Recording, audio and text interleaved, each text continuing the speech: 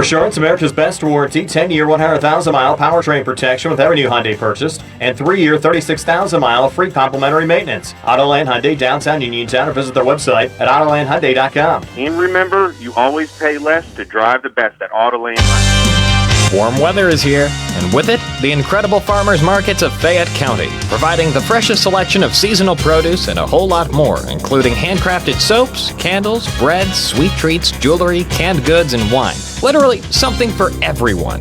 Put your health, wellness, and happiness first by visiting an area farmers market this week. Farmers markets include, but are not limited to, the Mountain Area Farmers Market, held on an assortment of Fridays throughout the summer from 4 to 8 p.m. at the Farmington Volunteer Fire Department. The Uniontown Farmers Market, held weekly on Saturday mornings from 9 a.m. to noon in Bailey Park. The Connellsville Farmers Market, held weekly on Thursday evenings from 5 to 8 p.m. at the Eastside Fire Station on Arch Street, and so much more. So, for more details, visit the WMBS Facebook page each Wednesday for a complete farmers market roundup.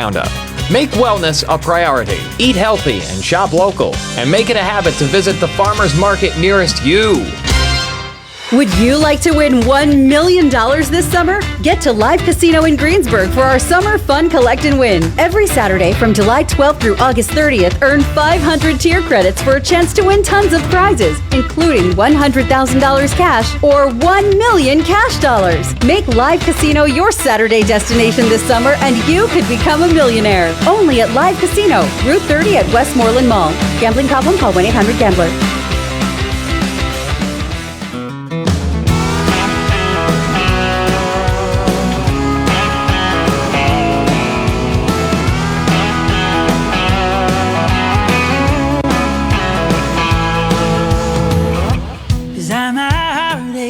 Stays compass. I got no direction now. I'm gonna find my way somehow. Bailing on this tightrope. I'm stuck in between the here and now, and I'm trying to figure out. And now we welcome Wendy O'Brien from Proden and O'Brien Law Firm, and also Josh Kryzak here from WMBS. And this is A Couple of Things with Wendy and Josh. Guys, good to see you again. Hi, TJ. Hey, buddy. I've been seeing you all day. Wendy's new, so she's That's just right. in the building. We're happy to Good see to her. see you, Wendy. Good Josh, to see you it's as well. Great okay to be to see you. again. Yes. We're happy to have you back. Great to be back. Yeah, it's our monthly show with Wendy. So if you're new to the show, a couple of things with Wendy and Josh. It's not legal advice, right, Wendy? It's just helping to guide people in a direction if they need help. And today's a perfect opportunity with that kind of conversation. So yeah, just it's important to keep in mind the things we talk about today are not case specific. Every case is different. We ask you to, of course, consult an attorney about your own specific facts of your case. But today is a guideline we want to talk about on how to pick an attorney. Yeah. Because sometimes people just seem lost and they don't know where to go or how to start. So I think it's a really, really good one. As a non-attorney, speaking to an attorney. Yeah. That's I think that's probably one of the biggest challenges. Where do I start? Mm-hmm. How do I even think about it? So and ultimately, that could be one of the most critical decisions you actually make. Yeah. Because it's going to affect your future one way or the other. So absolutely, it's important to choose correctly. Right. So you. Right. So I'm Joe Q Public. That's me. So now I need an attorney for this issue. What is the very first thing that I should do? The very first thing you should do is try to narrow down what your issue is. Okay. Because there are so many different types of attorneys. So before you can even start looking into an attorney and who to hire, you need to know what kind of attorney you need. Because most of us specialize in one or two particular areas. Okay. So it's very important to narrow down that issue and find the right attorney that handles that type of case. Okay. So we could talk about some of those, so for you, areas of law. For you, what, just out of curiosity, so if you're Wendy O'Brien attorney, what are your specialties? So I'm essentially a family law attorney, a state attorney, and we do some criminal defense. So that's mostly what I do. I will do some civil work whether it's, landlord tenant. I have some zoning experience. I'm solicitor for the Fayette County Zoning Hearing Board. Okay. So I do have some experience with that. But then my partner, Jeff, he is a corporate attorney. He does all of our business real estate work. Okay. So he specializes in that area. Okay. And Sean, who's our associate, he does also family law, estate work, and he also does a lot of civil work. Oh, wow. Okay. And criminal defense as well. Right. So if somebody is thinking, well, I've heard Wendy O'Brien's name on WMBS, etc. If it's family law or estate law, that's going to be a great match. Yeah, absolutely. And if it's not, you're going to, and you can't go wrong reaching out to Wendy, because she's going to recommend you or point you in the right direction, even if it's outside of your firm. I think that you would totally do that. 100%. Yeah. I have friends all the time that call me and say, hey, I need a bankruptcy attorney. I don't handle bankruptcies personally. It's just a preference of our law firm because we do handle a lot of corporate accounts and business accounts, so we don't handle bankruptcies, but I can refer you to a bankruptcy attorney, whether local or, if you want someone out of town, we can do that as well. Right. And I think that what you said too is the tip is to choose someone specific to what your case is going to be. So all those things are possibilities, whatever it is you may need: criminal law, family law, personal injury, estate planning, business law, immigration law, real estate, or some of the ones she has listed. She also mentioned bankruptcy. Yep. My question then is, and I thought of this when you sent me the notes. So what if your family, say your family has a long time relationship with X firm. Yes. And now you need an attorney, and this is the attorney that's been representing you, but it doesn't match. What should you do? I think you should have your family reach out to that firm and see if they can give you a referral to somebody that would match. Okay. Because, that does happen. Yeah, because because I know that a lot of families, we've been using this firm for 25 years, but now we have this new case that's completely different. It's not the same things we've had to use before. 100%, yeah. And so that would be a good time to just rely on them for a good recommendation. We see that a lot with companies that, maybe we have business clients that Jeff has handled their business, but then suddenly they need a divorce lawyer or a custody attorney. Luckily, within the firm, there's me. Right. And then vice versa. Often I have divorce clients that need to open a new business because theirs got divided in a divorce. So I refer them over to Jeff. So often the smaller firms have that ability to just pass you along to the other, partners in the firm, and we can all work together. But but if not, some firms are just a single person firm, and you got to refer it out. Yeah. So I think, too, that this goes back to what we've talked about before here. In Fayette County, it is a small field still. And in general, the folks that are in the field of law do typically get along pretty well with each other. You guys all know each other professionally. Yeah. So there's probably a lot of referral and cross-reference. Say, hey, this person could definitely help you out. Yeah. Interestingly, I've had clients come in, for a consultation, and they'll say, I see on Facebook you're friends with my ex's attorney. Yeah. And my answer to that is, we are friends. It's a small town. We live in a very small town. Yep. We have a very small bar association, and for the most part, we all get along pretty well. Yeah. It doesn't mean that we don't go into the courtroom and advocate for our clients. You're professional. We absolutely do. But we are also, friends outside the courtroom. And actually, I would argue, later on when we talk about the qualities you're looking for in an attorney, that's a good quality. Yeah. Somebody that can, communicate well with other members of the bar. Absolutely. And, speak to them not just in the courtroom and advocate for you in the courtroom, but has a relationship outside the courtroom, because that's how things get done and things get accomplished for you and in your case. Yeah, and I think that we've talked about it before too, and I know you feel the same way that I do.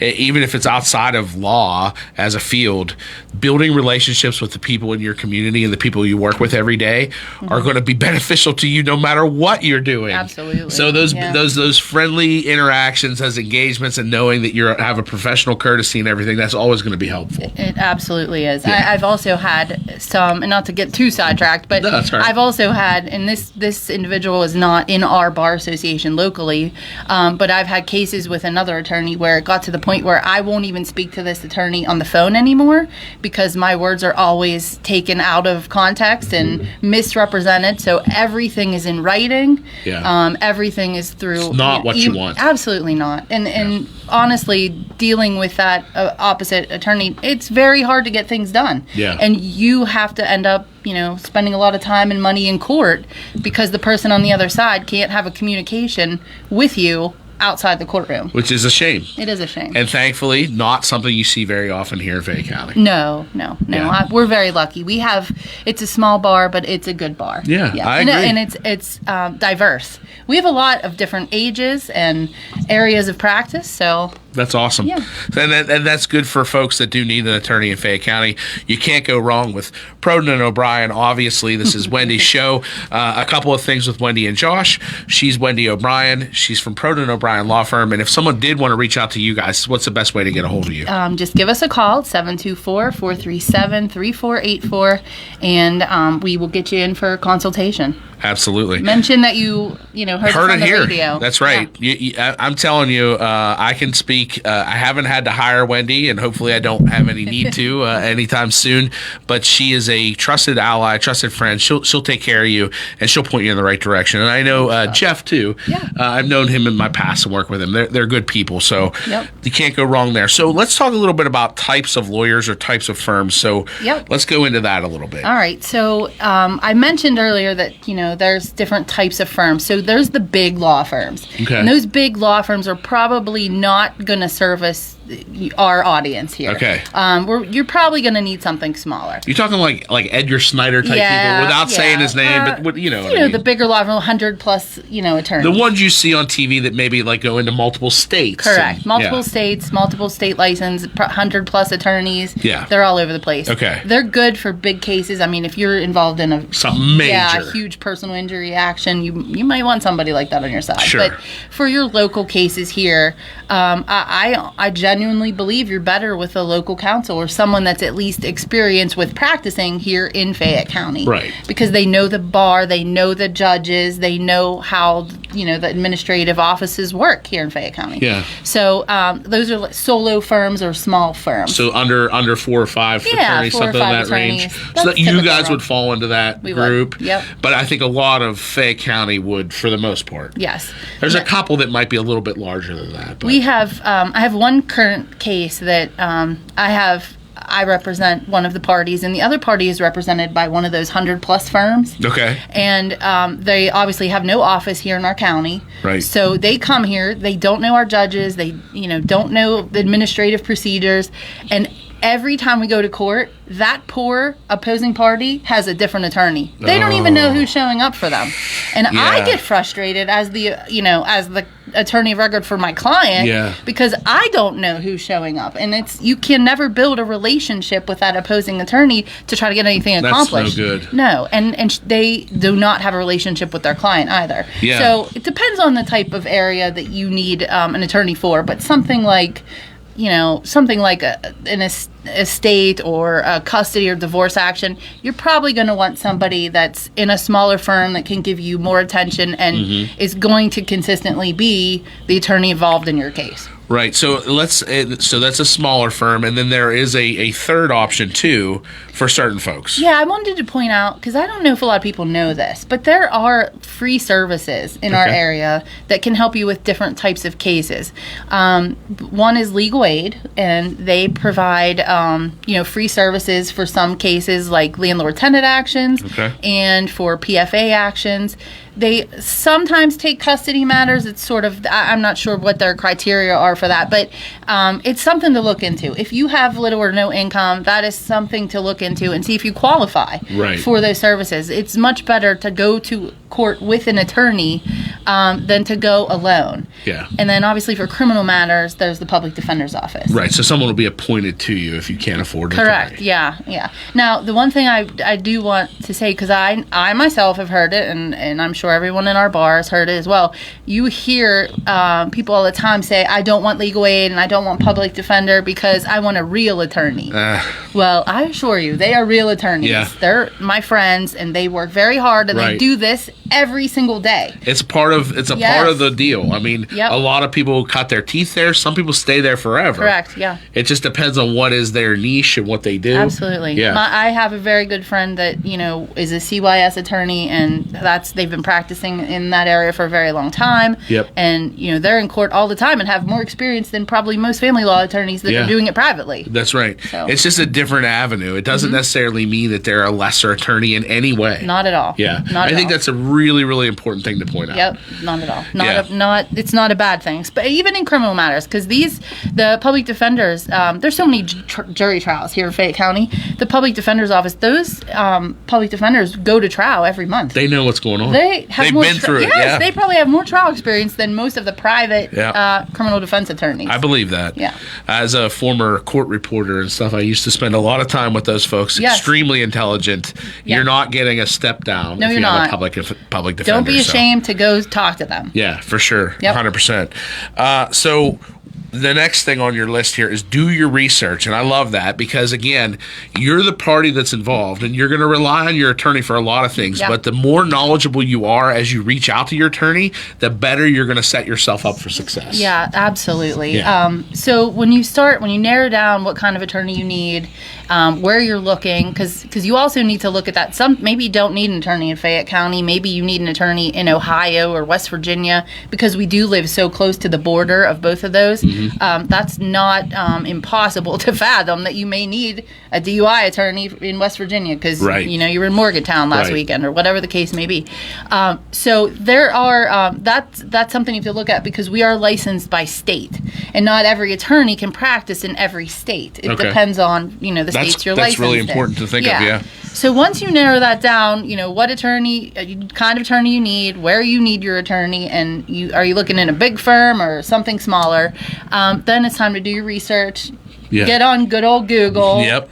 And say, I need an attorney in Fayette County for, family law. Right. And see what pops up. Yeah. And make a list. And go to their websites, go to their pros and cons, just like anything else. Social media pages, just like you would for anything, a doctor, anything. Right. Read the reviews. Right. And then start talking to your friends and your family and your coworkers. Yeah. Most of my new cases come in as referrals. I believe that. Referrals from, friends, family, people that, I've represented in the past. Yep. So talk to them, because they have real life experience with an actual attorney. Exactly. It's really, you need to look at it as just like you look at going to a new restaurant or buying a car. It's the same kind of thing. So if you're going to talk to 3 or 4 trusted people, they're going to give you their best recommendation. If they have a recommendation for you and it's someone that you trust, that's a really, really good sign that might be a good fit. That's a very good start. Yeah. It definitely is. And I love this tip. So she has these tips because she's her,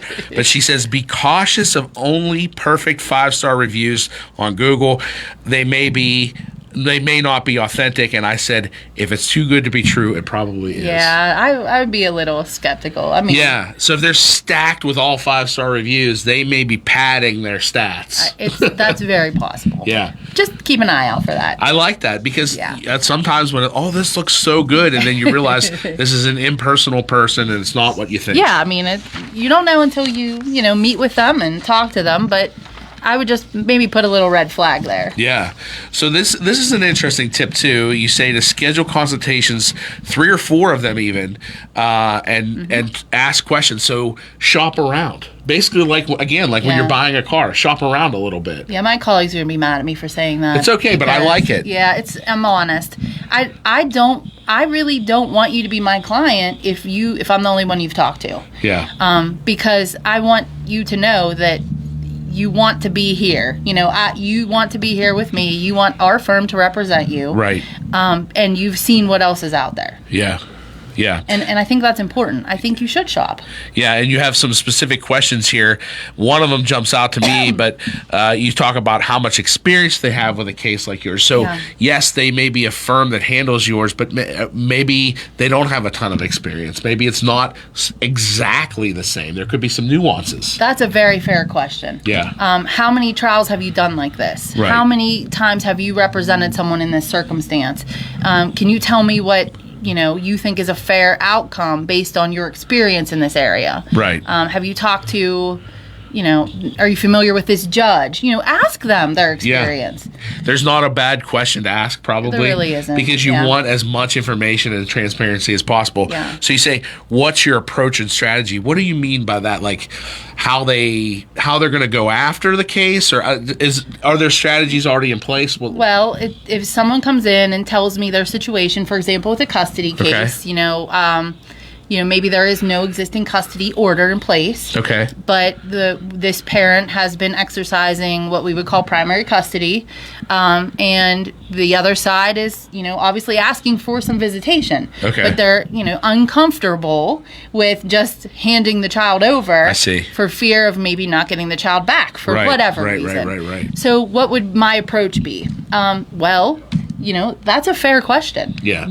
It's not always the best thing to run to court and file something with the court. Right. Because you may be in a position where you have an upper hand as it sits. To negotiate. Correct. Why go to court and leave it up to somebody else and pay all those costs and expenses? Right. If, in fact, we have another option and ability to maybe do a consent order or some kind of out-of-court document that protects the interest of the child, but also allows the visitations to occur. So, it's not always about running to court. Yeah. That's how I make money. Yeah. But that's not always what's best. And that's why she's a good attorney, because she's going to guide you the best she can for you to be successful. Well, if you meet with 3 or 4 attorneys and 2 of the 3 tell you, oh, you have to file, you have to go to court, but that one says, we could do this out of court with this agreement. I mean, I think that's interesting to see what everybody's approach is and what their opinion would be. I love that. Mm-hmm. So this is the one that I circled. So who will be handling my case, you or someone else? Yeah. So those bigger firms, like I talked about, I never know what attorney is coming on that case. Yeah. And it's confusing for me. I can't imagine how it is for that, a plaintiff in this case. So ask that question. Yeah. I see you have 2 other attorneys in this office. Who's going to be handling my case? Now, there's times where I can't always be at every hearing, but, my clients know Sean and Jeff and whoever might be covering. Right. So I agree. That's important because you have to have a relationship. You don't want a stranger just walking in the courtroom for you that day. That's what I wrote down. So when I read her notes, relationship building and case continuity, you want somebody that remembers what happened last time, if at all possible. But like you said, too, it's different, too, with a smaller firm where you can build relationships across the firm, too. So you would be the primary if I had you as my attorney, but if Jeff pinch hit for something, I would know I was still part of that small team. He would have a good understanding. That's really important stuff. It is. And this is a funny story. It's about Sean. It was probably like 4 or 5 years ago. I had a custody trial scheduled, and I had an emergency come up, and I could not be there that day for this custody trial. I felt horrible for my client, but he met Sean, and Sean took him to the trial, and Sean did the case, and he ended up winning the trial. Oh, wow. And so just a couple weeks ago, he's back in the office meeting with Sean. I said, Sean, what the heck? Sean stole my client. See that. But see, that's good. But that's okay. He built a relationship. We work together. We do work together. But it's important that the client and you, as the person paying the firm, paying the attorney, you know who's coming to represent you, and you're comfortable with them. Absolutely. And your tip in this section is, again, just fire. She's on fire. Because you're essentially, is like conducting an interview. You're interviewing your attorney. So pay attention not only to their answers, but how well they communicate and whether they listen to you. Yeah. It's all about the communication. It is. When I do a consultation, we do it like in half hour, 45 minutes, an hour, somewhere in that area. And it's all about listening. Yes. You're giving me your information, and then I'm giving you, my approach or strategy for you, or, what we could plan to do for you, how we could help you. And you have to be able to understand what I'm saying, and we have to be able to communicate with each other. Yeah, I have to. So I will have to give my 30-second story now too, and it's not about an attorney, but it's the same thing. So when I picked a physician, very similar. Very similar. Mm-hmm. I wanted a physician that would, to me, I talk for a living. I talk to the public. I communicate. I wanted someone who would sit down in a room with me when I wasn't feeling good and something was wrong. It would listen to me for 5 minutes and just listen, and then we could talk about it. And that's what I found. So it's the same kind of thing. Mm-hmm. You want somebody that's really going to hear what you have to say and actually hear it and then say, okay, here's what we can do. Mm-hmm. Yeah. Yeah, I think it's great. I love that. You have to have a good listener because we have to know everything. And you have to feel comfortable talking to us. Right. You have to tell us everything. Yeah. You can't let us go into a courtroom advocating for you and get hit in the face with something you never told us. Right. That actually happened to a colleague of mine not that long ago. I had a hearing, and their client clearly did not inform them of what the true facts and background were of the case. Yeah. And when we got in there, he got so smacked in the face because he never saw it coming. Yeah. So I felt bad for him. Yeah. But that's your fault. Right. You have to tell us that we can't help you to the fullest extent. Have to be honest. If you don't tell us everything. And if you're not comfortable with us, you're not going to tell us everything. Exactly. But if you are comfortable with Wendy, you need to give them a call. Proden and O'Brien. This is a couple of things with Wendy and Josh. We talk to Wendy once a month about all kind of topics. Today we're talking about how you choose an attorney. And Wendy, if people want to get in touch with you, what's the best way to find you? Give us a call at 724-437-3484. And we also have a Facebook page. We have email, website. You can check us out, email us. Proden, P-R-O-D-E-N. Proden and O'Brien. Yep. Yeah, absolutely. So this goes right to what we were talking about, evaluate communication style. Mm-hmm. So talk a little bit about that. What are some of the key things that you want from an attorney from the communication point? Well, everybody's a little bit different these days. So I've noticed that my younger clientele, they don't want to talk. They want to text. Okay. They want to text or they want to email. Okay. And you have, if that's how you communicate, you need an attorney that can communicate that way. Right. I guarantee you there are attorneys in this county that are not going to text you. I agree. They're not going to email you back. I agree. But you will find ones that will. Yes. And those are probably the kind of people you need to be representing you because that's how you communicate. Right. But then you also have the old school where you have a landline and I want called on my landline and that's the only way I want to talk to you. And that's okay too. And that's fine too. Yeah. Right. Correct. Yep. So I feel like you would be somebody who could adapt to that. But like you said, there's definitely attorneys and well-respected ones in our county that aren't necessarily going to be the texting attorney. No. They're just not. And that's not me throwing shade on anybody. It's just the truth. I mean, that's just how things are done, Yeah. with this younger generation at this point. And that's, you have to adapt, but not all firms are going to. So make sure the firm is willing to communicate with you in the method that you're willing to communicate with them. Right. And that you're used to because you have to be comfortable. I think this was a really good point here too, explaining legal concepts clearly. Yeah. So obviously every client is going to have a different understanding of what exactly is happening. So an attorney has to be able to adapt to make sure that they have an understanding. A lot of our legal terms that we use in court are Latin. Null pros. Yeah, if I throw Latin terms at you, people are looking at me like if I say alimony pendente lite. I know we talked about it a few weeks ago. Yeah, we did. But like at first you said what? I know, I didn't. So those are terms that you're not used to. You need to have an attorney that's willing to sit down and explain to you, this is what that means. Right. This is how we'll get through it. Yeah, they have to. I think they have to. If you want, and that's a definite must when you're talking to an attorney. If they're throwing words at you you don't understand, and especially if you ask them to explain, you still don't get an explanation, it's probably a red flag. Well, and for example, in a custody case, there's a list of factors that the court's going to look at. In every single custody case, they have to, by law, go through these factors. I give those to my client ahead of time. Yes. Here are the factors. Yes. Look at these. Tell me how they are, equate to your case. Yep. Explain them to me. Yeah. So we can talk about exactly what the judge is looking for and looking at. Discovery. A lot of people, you say, okay, we're going to do discovery in our civil case now. What is that? Interrogatories? And nobody knows what that is. Right. So you definitely you don't want to receive in the mail a giant packet of questions and, oh my gosh, what is this? Yeah. You need to be explained, what exactly am I looking at? What are you looking for in these answers? So, right.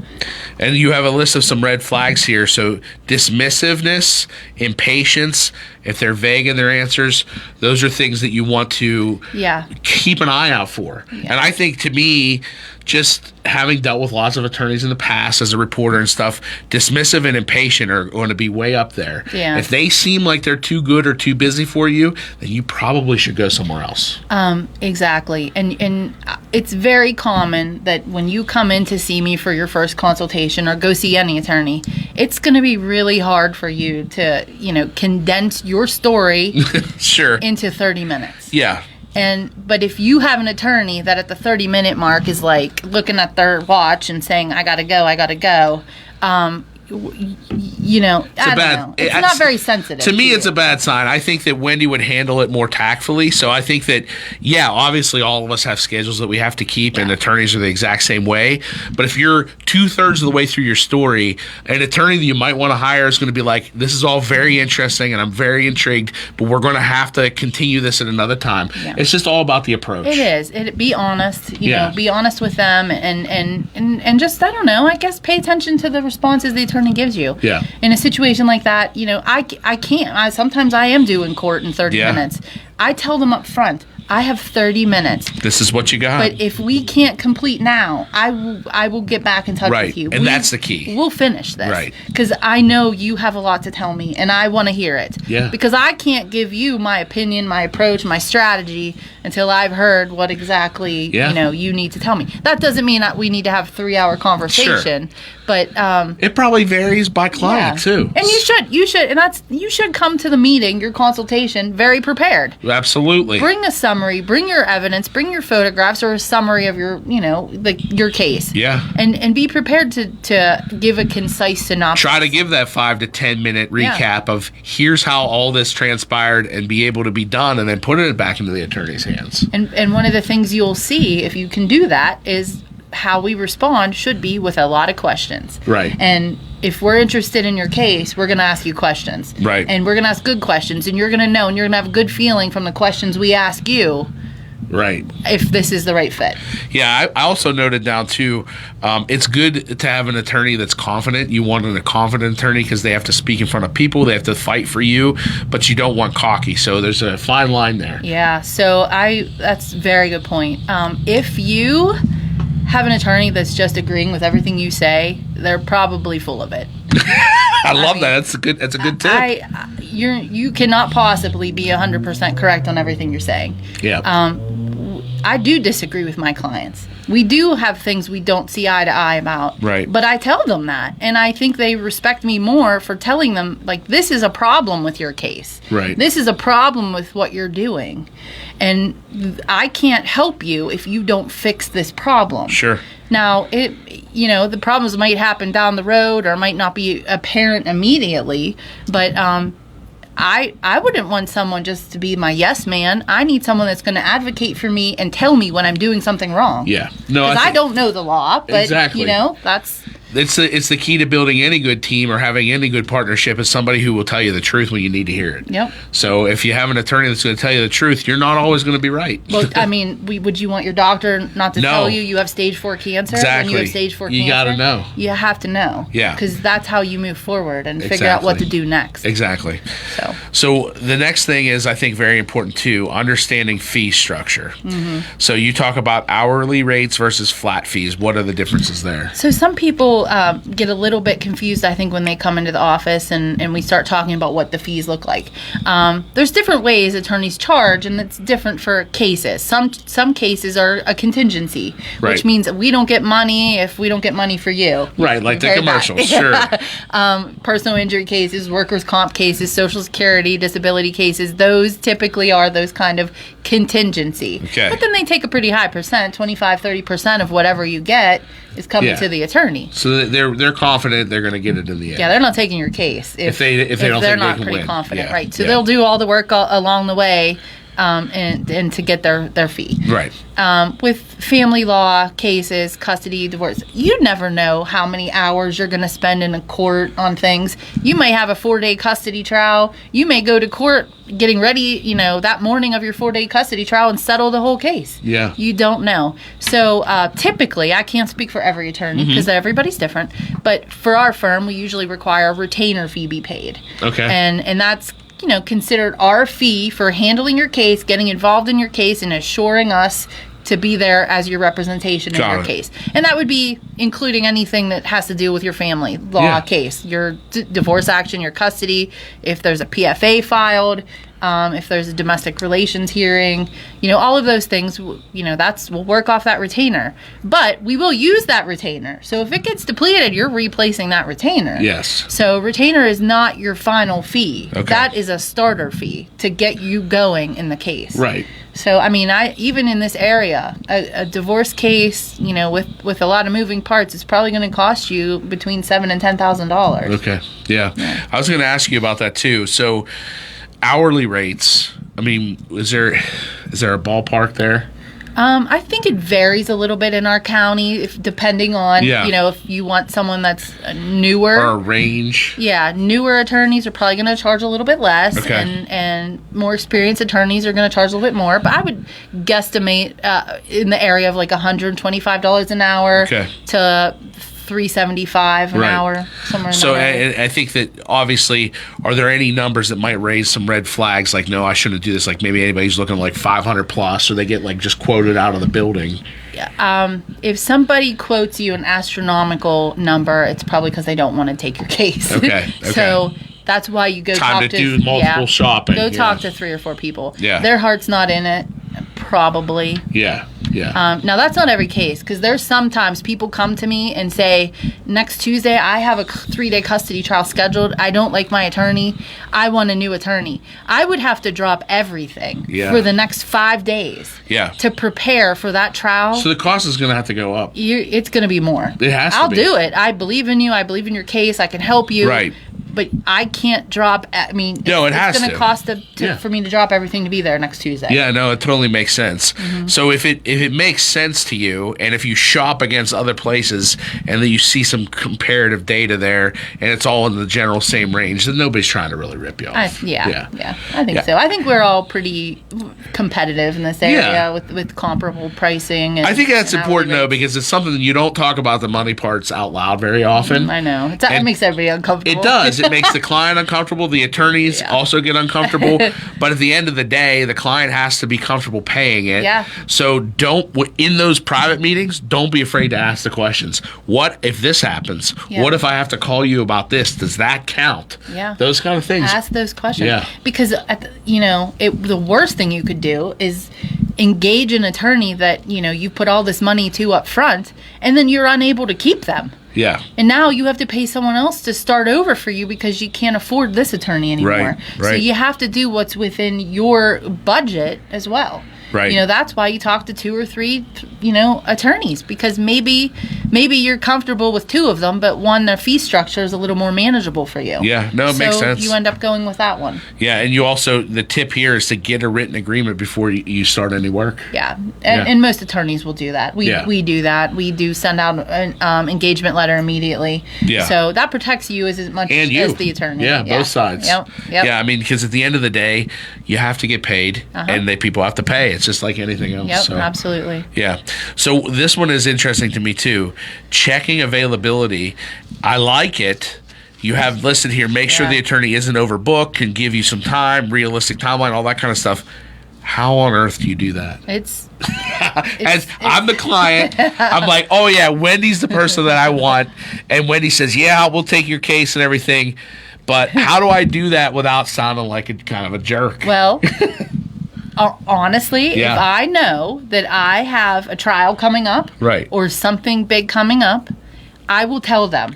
Well, you might. Yeah, I know. Yeah. But if they don't say anything, like if I had, you wanted to hire me, and I knew next week I was in trial all week, right? I would say to you, I'm happy to take your case. I'm not going to get to it until this date. Okay.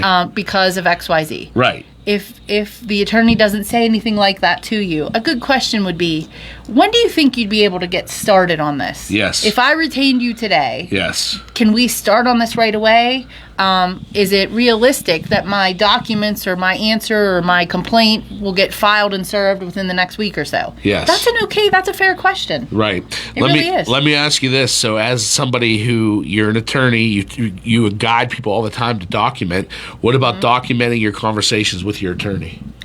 Take notes. Absolutely. Bring a notepad. You can even say 2 weeks later, you said you were going to do this the first day, and it still hasn't happened. We keep a little notepad and pens on our conference table. Yeah. And if people come in without notepads I ask them, would you like to write this down? Yeah. Because there's a lot of information coming at you. Right. But take a notebook, take a pen, write it down. Yeah. You're allowed to take notes. Right. You should take notes. It makes good sense. It helps protect you again and protect your investment in the attorney that you've chosen. So, but let me tell you this: if you need to choose an attorney, Wendy is the best attorney to choose. I think she's fantastic. I love doing this show with her. It's a couple of things with Wendy and Josh. We're on every month, and we're talking today about how to choose an attorney. And I'm Josh Krysek. She's Wendy O'Brien. Wendy, if someone wants to call you or Jeff Proden or your partners, what is the best way to get a hold of you? Give us a call at 724-437-3484. You can find us on Facebook. We have a website at prodenlaw.com. You can find us. Send us an email. There you go. Send her an email. Yep. In fact, we've had some folks get in touch with her through our Facebook comments as well. Absolutely. Yep. Comment on Facebook there. She'll make sure that she can get in touch with you, and you can even reach out to me, and I'll get you to her too. So if you know me and you're like, hey, I do need an attorney, I can connect you with Wendy that way too. Yep. So that brings us to number 7 on the list, which all I wrote was love this because you're speaking my language. Yeah. It just says trust your gut. Yeah. Tell me what you mean. You know better than anyone else if the person in the room with you is somebody that you can actually have a good conversation with, trust, and move forward with. Yeah. If you feel uneasy in any way at all, trust your gut. Yeah. It's not the right match. It's right. not. Or if you feel very good and very comfortable, that could be a really good sign. Yeah. It could be. It could. It definitely could. It doesn't mean that you need to jump right into it, but if you meet with 2 other people and it was so-so and that one person like, man, we really connected, that relationship building is really important. And you said it earlier, it's almost like a job interview. Yeah. Because you're interviewing an attorney for this position to represent you in one of the most critical things in your life. Right. Because it is a critical moment for you. It's a critical choice. Expensive, lots of big things could be happening. You're going to spend a lot of money potentially, right? Or you have a lot of money at risk, and you need help. Your future, is in a position where this person that you're interviewing is going to help you or hurt you. Yeah. So you have to trust your gut. Absolutely. And honestly, Josh, from the other side, often there's been times where I didn't really like the person on the other side of the table with me. Yeah. And I felt uncomfortable. Yeah. Because I didn't feel like I was you trusted yourself too. I trust my gut too. Right. So I know that feeling. Right. And it might be mutual. I don't know. But there's times where I can tell you're not telling me everything. I can tell you're only telling me what I want to hear. Yeah. There's times where I think that people have unrealistic expectations of their case, and they don't want to hear what I have to say. Absolutely. But if you have somebody that's just telling you everything you want to hear, I don't know, be skeptical of that. Yeah, absolutely. And I would even ask them, why are you telling me this because this is what you think I want to hear? Right. That's a fair question. It absolutely is. You don't need to, in that first interview too, it's not about necessarily making friends at that point. You can ask tough questions in a professional way. You should ask tough questions. Like you said, it seems like all you're doing is telling me things that I want to hear. Yeah. And just see what their reaction is to that. We're professionals. Yeah. And nobody's gonna, well, at least in my office, nobody's gonna yell at you or scream at you or be offended by a question you ask, because they're fair questions. Yeah. So, but if an attorney does get upset for you asking certain questions about their experience or their background or their strategy, I guess for your case, then maybe that's not the right fit for you. Your gut's going to be telling you this isn't right. Yeah. Yeah.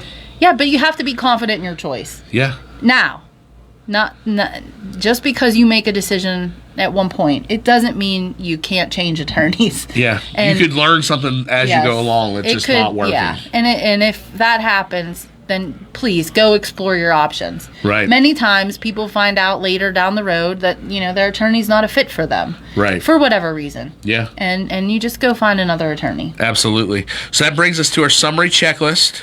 So criteria, expertise. That went fast. It did. It went really fast. Time's flying.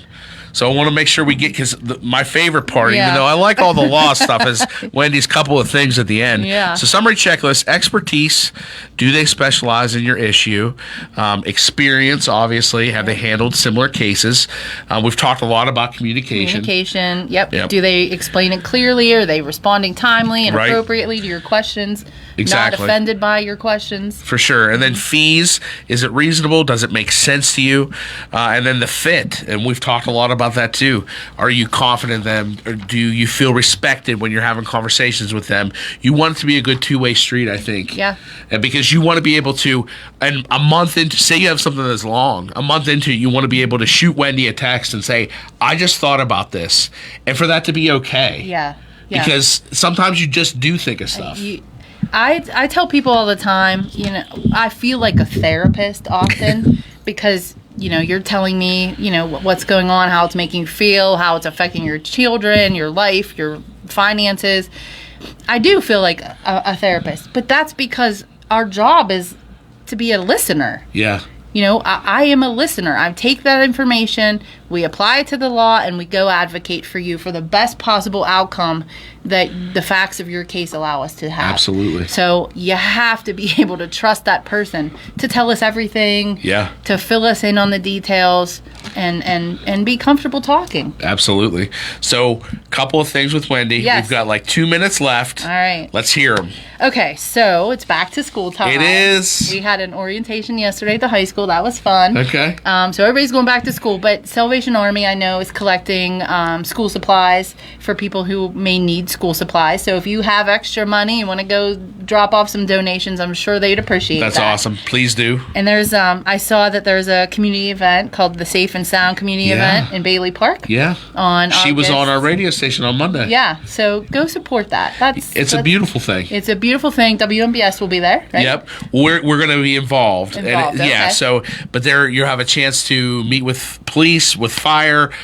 Kids can tour a fire truck, learn about public safety, learn about all the people that are here to help you, and resources available to people too. So. And just real quick, your college students, don't forget, if you're sending your kid off to college, they're 18 now, and you need a power of attorney for them. Yeah, we talked about this. If you don't have that power of attorney in place, you have a couple weeks left. Call the office. Let's get it done. It doesn't mean anything to do it. It's the right thing to do, and then it takes it off. You don't have to worry about it. God forbid something happened to your kid, but you're not going to be able to make any decisions for them That's or correct. help them make decisions if they get into a bind financially or medically for some reason while they're up at school. But again, just like the I am an organ donor on your license, it doesn't mean anything. This is not something you need. You should just do it and be done with it. Yes, 100%. So then lastly, football games, fall festivals. Come on now. It's that time. It's come before I come back. It's going to be, football season. Next Friday, first game, Uniontown LH, Friday at 7. It's a big one. I know. It's a big one. Get out there and support your local kids out there. But remember, be safe. Yeah. Don't drink and drive. Don't let your kids drink and drive. Know where your kids are. Get them home safe. Absolutely. And I'll be at Story Square tonight. And I will tell you what, Wendy, this is always a pleasure. And it's the fastest 45 minutes in radio. It really is. But I had a great time talking to you. Thank you for joining us today. I always have fun. Thank you, everybody. All right. And this is WMBS Uniontown, and it is 4 o'clock. This is CBS News on the Hour, sponsored by O'Reilly Auto Parts.